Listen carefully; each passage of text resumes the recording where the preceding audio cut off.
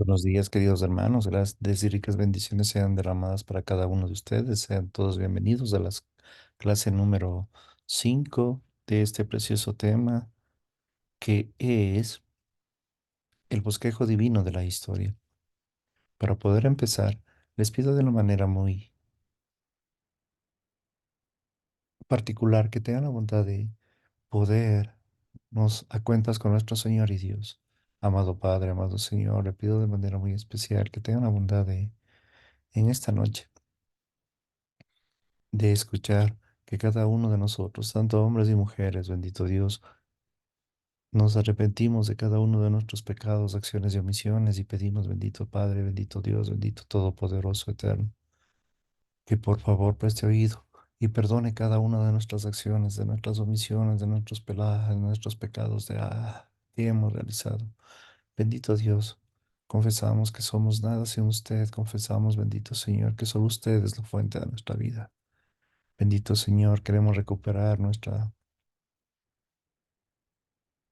relación con usted, bendito Padre eterno, para poder realizar las cosas buenas y agradables como a usted le gusta.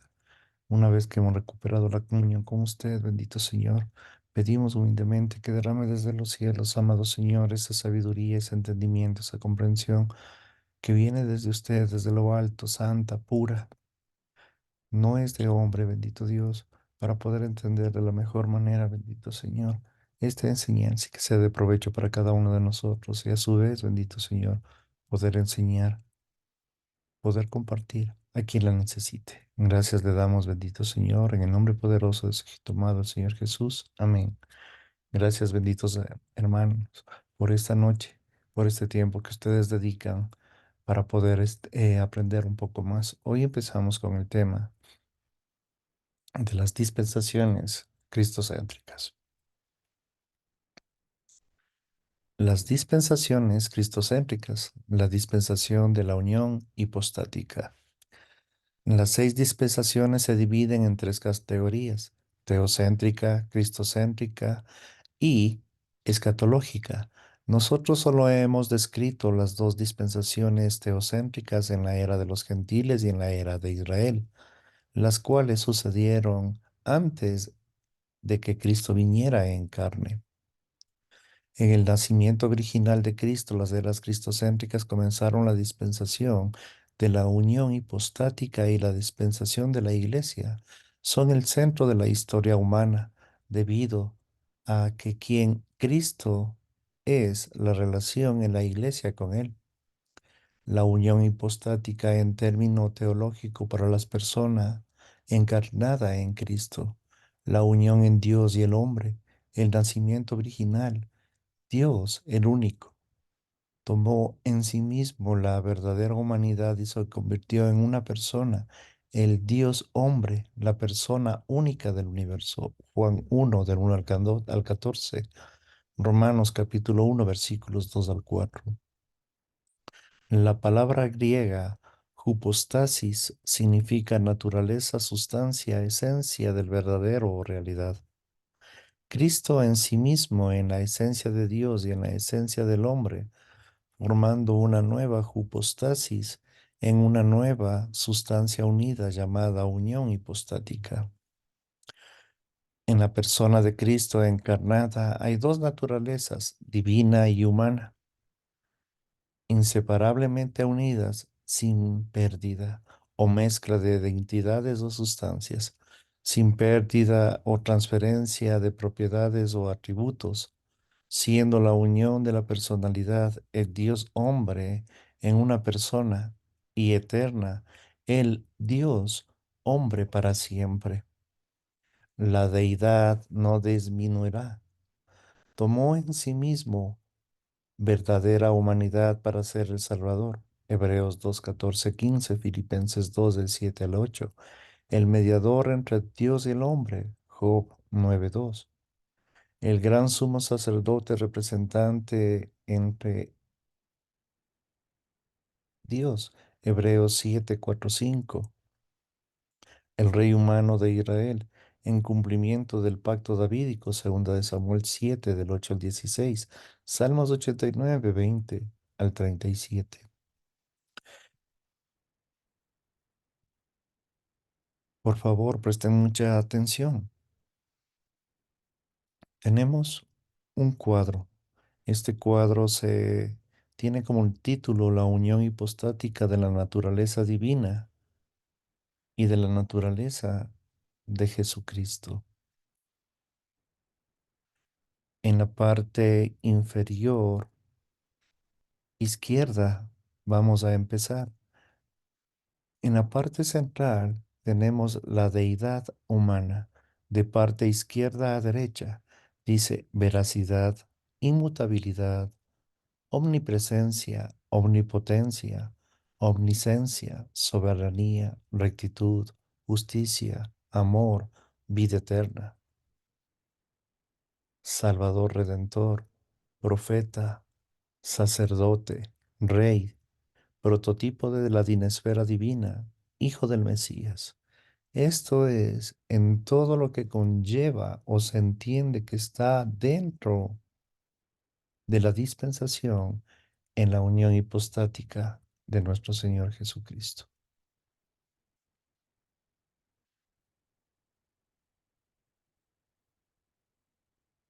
La unión hipostática continúa para siempre en el cuerpo de la resurrección. Hebreos 1 del 8 al 12. Sin embargo, yo designé un periodo aproximado de 33 años de la primera venida de nuestro Señor como la dispensación de la unión hipostática, porque este periodo único de la historia comienza en el momento resonante en que Dios se convirtió en el Dios hombre, Hebreos 10:5. La dispensión de la unión hipostática en la época registrada en los Evangelios, en los primeros 4 libros del Nuevo Testamento. Este periodo comenzó con el nacimiento virginal de Cristo y terminó con su muerte, entierro, resurrección, ascensión y sucesión al altar a la diestra del Padre del cielo. En la parte inferior tenemos otro gráfico en el cual les describo de izquierda a derecha. Es tipo línea de tiempo. Tenemos el nacimiento de nuestro Señor Jesucristo. Tenemos la descripción de la unión hipostática. Cristo proclama el reino. Israel rechaza al Mesías. Cristo anuncia a la iglesia la ascensión de Cristo. Las interpretaciones de la enseñanza de nuestro Señor Jesucristo. Los eruditos siempre han encontrado a los evangelios difíciles en extremo de interpretar. Estos 4 libros relatan una era única en el plan de Dios para la historia humana. Los evangelios revelan la vida sin pecado y obra salvadora de nuestro Señor, pero el registro de su ministerio terrenal también incluye su proclamación de tal que está esperando el reinado de Dios en Israel, su profecía de la forma de persecución de Israel, por último su anuncio de una administración divina muy diferente en la era de Israel. El periodo de la primera venida de Cristo relaciona tanto a Israel como la iglesia, pero no era en sí misma Israel ni la iglesia. De hecho, la dispensación de la unión hipostática revela a Israel en la iglesia. Como consecuencia, una de las interpretaciones precisas en los evangelios requiere de un entendimiento de las dispensaciones. Con absoluta autoridad, Jesucristo se presentó a sí mismo a Israel como el Hijo de David, el Rey de Israel, el Mesías. Mateo 4:17. Su prestación, como muchas formas que Mateo en particular registró, Cristo cumplió la profecía del Antiguo Testamento. Mateo 1:5-6, 2:17-18. Él realizó milagros que establecieron sus credenciales como el Salvador de la humanidad, el Rey de los judíos, Mateo 4:26-25. Él anunció políticas para su reino, Mateo 5:7. Él explicó su identidad desde las Escrituras, Mateo 11, 25 al 30. Él describió su propia muerte en la cruz con la sangre del nuevo pacto, Mateo 26, 28, Mateo 5, 17, Romanos 10, 4, Hebreos 10, 1. De hecho, Cristo vino a cumplir todas las 5 pactos divinos de Israel, tal como las condiciones como incondicionales, Mateos capítulo 8 y 9.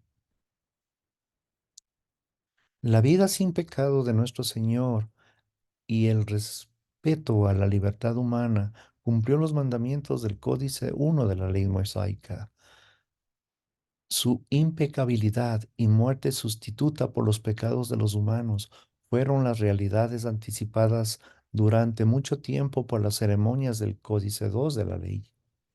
Su amor por Israel demuestra su cumplimiento por las leyes establecidas en el Códice 3, Mateo 22, 21. Solo Él podría ejecutar a perfección toda la ley. Él vino para cumplir cada jota, cada tilde de la ley, Mateo 5, 18, sin importar que los judíos lo aceptaran o no como su rey. Él hizo posible la salvación a través de su obra salvadora, proporcionó la entrada para los judíos en los pactos incondicionales. Cualquier judío que creyera en Cristo con el Mesías se convertiría en el beneficiario de todos los pactos. Juan capítulo 1 versículos 12 al 13. Si el número suficiente de los judíos hubiera crecido en Cristo en el tiempo, Él habría ejecutado todos los pactos divinos con Israel, estableciendo en este momento y ahí el reino prometido en la tierra. Pero el rechazo del rey propuso el reino. Mateo 23, del versículo 37 al 39. Por lo tanto, Cristo profetizó el futuro de Israel, su magnífico discurso en el Monte de los Olivos, Mateo capítulo 24, 25. En este discurso, el punto, su imagen, su vida, su tribulación, el final de Israel, su propio regreso para liberar a su pueblo y cumplir sus 4 pactos incondicionales y restantes con su reinado milenial. La libertad de la elección bajo el plan de Dios. Jesucristo estaba en una bifurcación en el camino de la historia. Él dio a la abolición humana una opción. Él proclamó que el reino de Dios se había acercado. En este había llegado ya. Mateo 14, 17. En otras palabras, el rey estaba presente, pero la llegada del reino dependía de la actitud de Israel. ¿Aceptaban o rechazarían los judíos a su rey? Estamos en una retrospectiva. ¿Cuál es el camino de la historia? Pero a esa gente entonces estaba esta pregunta abierta. Después de que él ofreció el reino a Israel y compró la salvación para toda la humanidad, ¿cuál sería la próxima dispensación? ¿Comenzará el reino terrenal en Cristo o comenzará algún otro sistema de administración divina? Cristo presentó el reino a Israel como una oferta legítima, aunque Dios omnisciente sabía que de antemano Israel rechazaría a Cristo como el Mesías. Isaías 8, 14, 15, Romanos 9, 33. En la eternidad pasada, Dios sabía que la era de la iglesia regresaría de forma cronológica. La primera venida de Dios nuestro Señor, sin embargo, Dios proporciona opciones y oportunidades reales para que los hombres tengan libertad auténtica de elección. La veracidad de Dios garantiza que cualquier oferta divina es legítima. Dios es verdad. Es Él que hiciera una oferta de los judíos e hiciera responsables de su decisión. Lucas 13, versículos 33 al 35. Cuando no existía una segunda y genuina, Él estaría violando su veracidad y justicia. La libertad de elección bajo el plan de Dios. Tenga la bondad, preste mucha atención. Voy a describir este cuadro. Tenemos de izquierda a derecha Israel. Nuestro Señor Jesucristo es rechazado Y ahí tenemos dos líneas, la que va hacia arriba y hacia abajo. La que va hacia arriba es el reino que está, que está propuesto por el rechazo a nuestro Señor Jesucristo. Y este se va a cumplir en el milenio. En la segunda línea, regresando a nuestro Señor Jesucristo, la que va hacia abajo es o continúa con la iglesia, la tribulación y el milenio. Los evangelios parecen difíciles de entender debido a que describen una opción real presentada a Israel, el rechazo de Israel. Pero ¿cómo podría Cristo haber muerto por los pecados y al mismo tiempo haber restablecido su reino terrenal? La muerte de Cristo en la cruz no dependería del rechazo de los judíos, solo los romanos lo podrían haber ejecutado. Y justo después de su resurrección, Él podría haber establecido su reino. Este escenario, que de hecho los discípulos sugirieron en Hechos 1:6, es solo una de las numerosas posibilidades, pero una es suficiente para responder a la pregunta. Lo irónico es que la nación rechazó a su rey e incluso jugó un papel en su muerte. La libertad de elección bajo el plan de Dios. El plan de Dios nunca es implementado por la abolición negativa humana. Él sigue siendo soberano mientras que el hombre ejercita su libre y autodeterminación genuina. Por decreto divino, la soberanía de Dios y el libre albedrío del hombre coexiste con la historia humana. Dios soberano existe en su magnífica gracia al hombre y la oportunidad de aceptar la gracia de Dios es real a cada caso. Esta verdad es evidente el Evangelio en que todo aquel, cada uno, es invitado a creer en Cristo para salvación. Juan 3:16. Pero en muchos se rehúsan el rechazo del hombre para aceptar lo que Dios ofrece y su subsecuente continuación del plan de Dios no implica que no existiera ninguna opción en el primer lugar. Dios ofrece su gracia de una manera genuina y desea que todos lo acepten. Segunda de Pedro 3:9. La cuestión de libre albedrío se encuentra en el corazón del conflicto angélico, aquí un punto crucial de la historia humana. El ministerio terrenal de Jesucristo, la Biblia documenta con lucidez que Dios extiende opciones genuinas al hombre. Mientras la soberanía divina sigue siendo suprema, la responsabilidad del hombre es real. La gracia de Dios hacia el hombre no solo expresa su amor, sino también obliga a Satanás y a los ángeles caídos a recordar de la misericordia infinita de que Dios fue derramada sobre ellos también. El libre albedrío humano y angélico son comparables con la gracia divina y la responsabilidad humana. Le recuerdan a Satanás una y otra vez, él tiene toda la culpa de su propia revuelta contra Dios.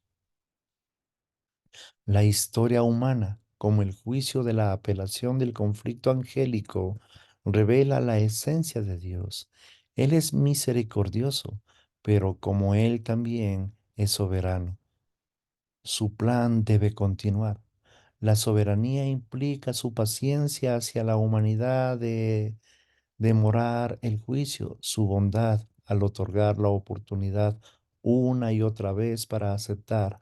Su gracia no puede continuar de manera indefinida como es ilustrado con gran fuerza en la primera venida de Cristo, cuando Cristo se apartó de Israel, no creyente, y fundó la iglesia. Dios soberano debe proceder en última instancia en su plan perfecto. Satanás y sus ángeles caídos y no creyentes humanos sufrirán por último las consecuencias plenas y eternas en la revolución contra Dios soberano, omnipotente, mientras este mismo Dios procede a bendecir a los creyentes para siempre en el estado eterno. Cada oportunidad dada para creer en Cristo como Salvador de los judíos, que la rechazan una y otra vez. Sin duda hubo excepciones notables. Los discípulos, las tres Marías e incluso Nicodemo muestran que se puede entrar en un remanente de creyentes en cada generación o en cada dispensación. El rechazo de Israel a su Maestro no significa que su misión de Jesucristo en la tierra termine en fracaso. El propósito del reino terrenal de Dios e inicio del segundo ministerio como el profeta de la iglesia. Él fue el primero en anunciar la doctrina del ministerio. Juan capítulos 14 al 17. Precisión de la interpretación de diferentes mensajes a para diferentes audiencias. La verdadera enseñanza por Jesucristo puede aplicarse a los creyentes de cualquier dispensación, pero hay una diferencia entre una aplicación legítima para un pasaje de las Escrituras y la interpretación precisa de este pasaje. Puede haber muchas aplicaciones diferentes, pero beneficiarse de gran medida a los creyentes de una manera devocional o práctica, pero el objetivo de la erudición rigurosa es una interpretación precisa. La interpretación trata de descubrir lo que significa este pasaje. Cada pasaje se debe interpretar en un contexto, en términos de aquellos a quienes se dirige. ¿Quién es la audiencia a la que Cristo habla en los evangelios? Los evangelios pueden ser interpretados con precisión solo cuando el ministro de Cristo a Israel sea entendido y distinguido de su ministerio a la iglesia. Muchas ilustraciones enfatizan la orientación dispensional requeridas al realizar los evangelios. En los discursos del Monte de los Olivos y del aposento alto, Jesucristo estaba hablando de los mismos 12 hombres, sus discípulos.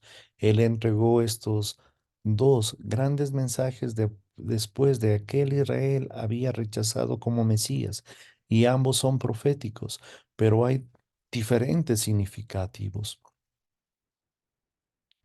En contexto inmediato, el discurso del Monte de los Olivos trata de la dispensación de Cristo de la destrucción del templo de Jerusalén.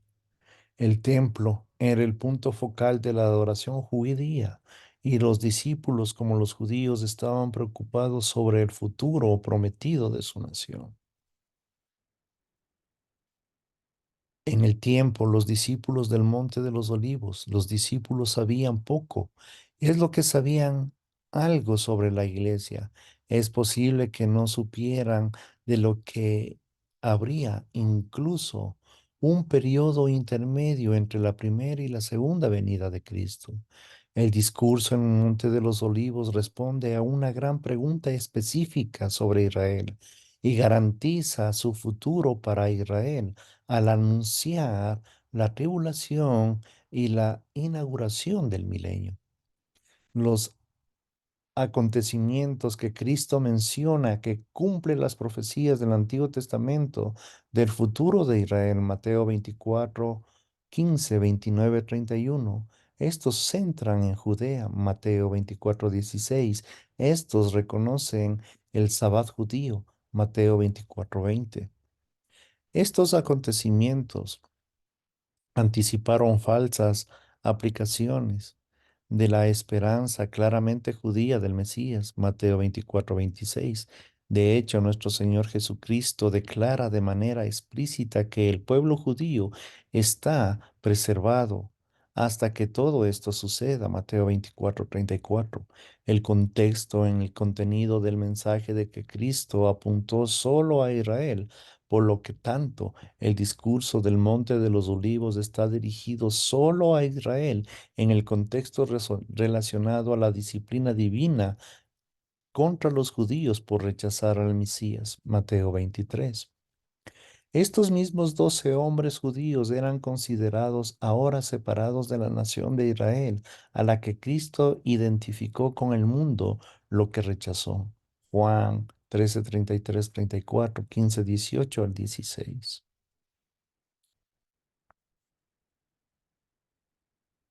El contenido de este discurso es nuevo.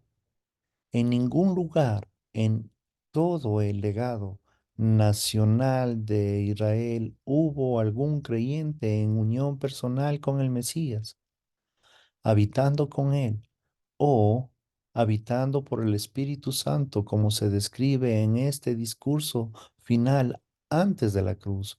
Juan 10 14, 17, 20, 23, capítulo 17, versículos 21, 23 y 26.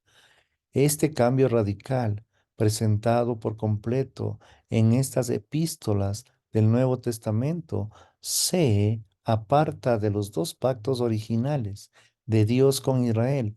Por definición de Israel, fue consagrada y distinta de las otras naciones, pero ahora judíos y gentiles iban a ser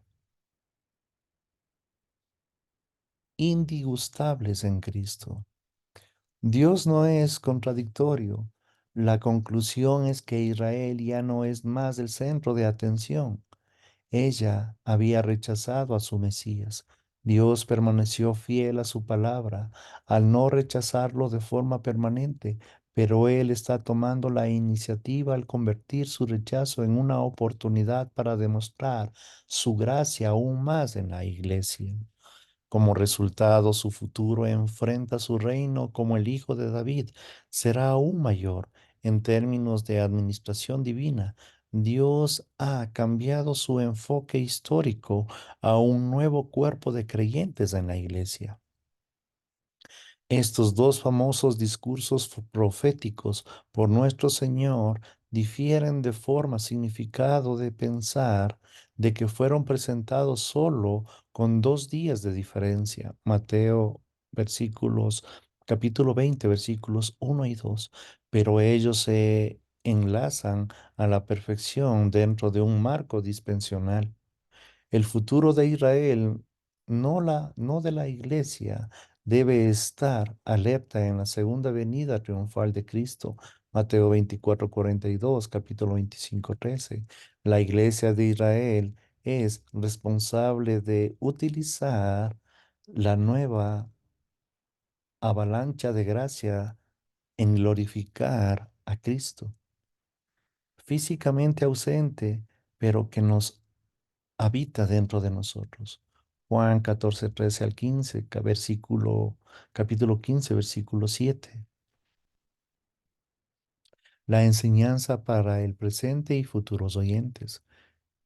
El Sermón del Monte de nuestro Señor Jesucristo, Mateo 5, capítulos del 5 al 7, ilustra aún más la necesidad para una interpretación cuidadosa. Este no fue un discurso privado con los 12 discípulos, aunque algunos de ellos estaban presentes. ¿A quién está dirigido este sermón? ¿A Israel, a la iglesia, o ambos, o a ninguno? El Señor Jesús estaba hablando a una gran multitud de creyentes reunidos alrededor de él en la ladera de la montaña. Mateo 5:1, capítulo 7, 28. Su ministerio a Israel estaba en marcha. Aquel no había sido rechazado todavía por su pueblo. Mateo 12.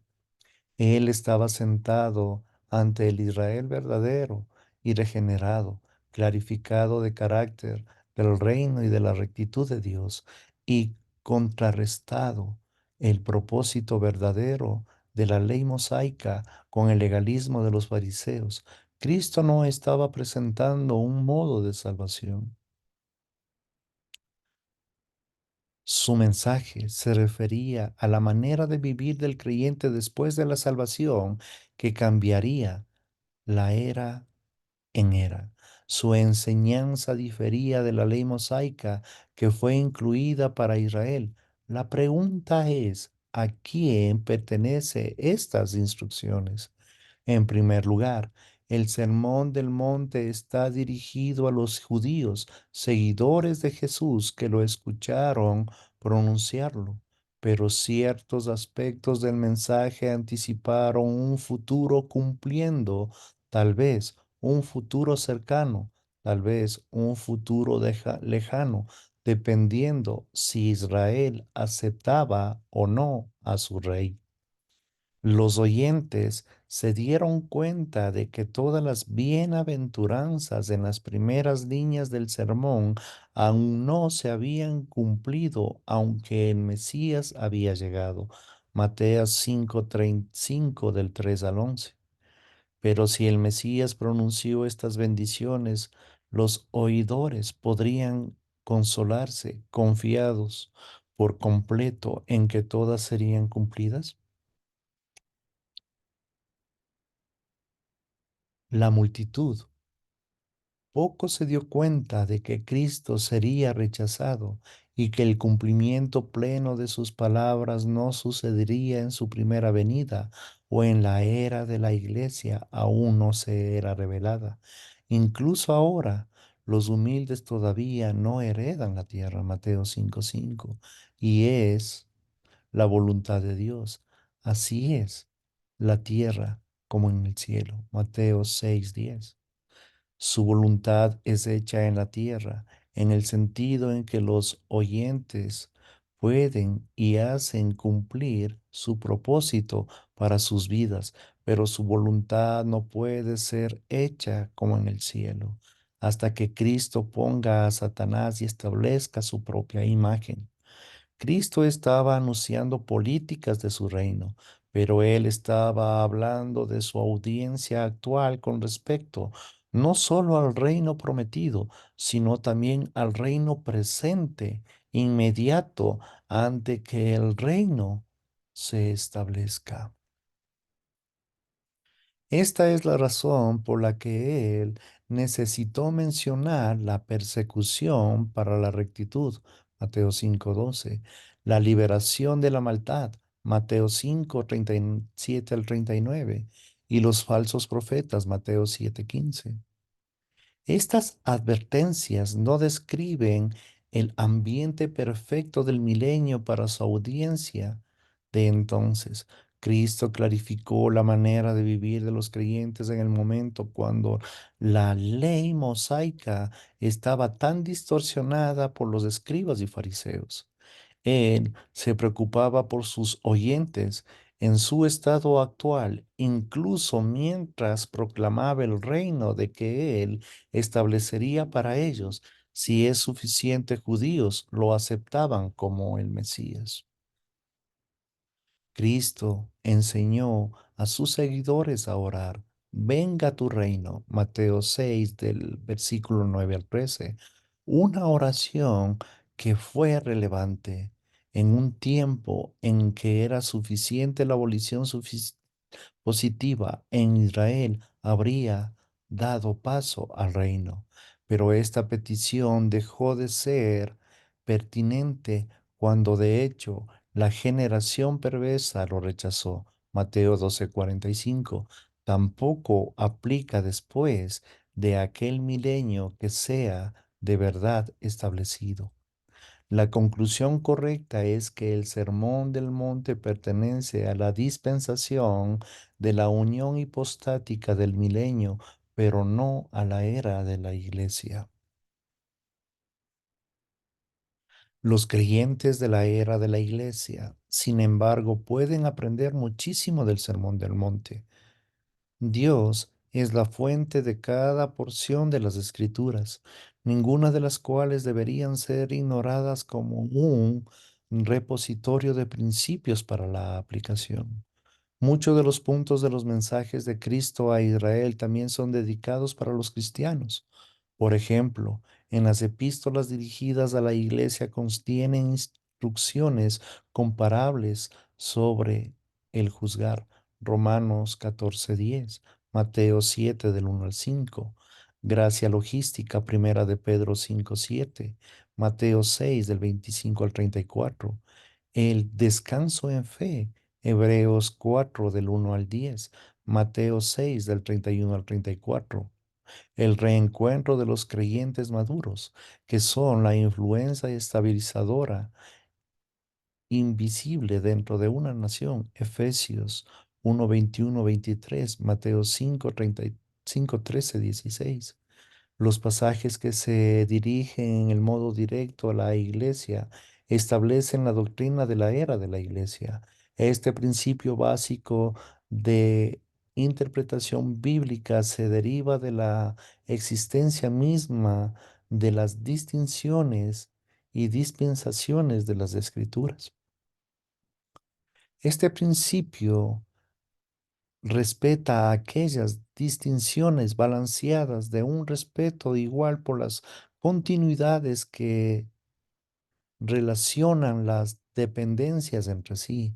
La doctrina de la era de la iglesia es a menudo iluminada por la manera en la que Dios se revela a sí mismo de otras audiencias, de otros pasajes sobre el mismo tema. De hecho, cuando las epístolas presentan una doctrina de la iglesia, todos los otros pasajes bíblicos de ese tema deben ser estudiados bajo el principio y comparación con la escritura, en la escritura. Por ejemplo, el Sermón del Monte ofrece una extensa guía ética, pero sin mención del ministerio del Dios Espíritu Santo.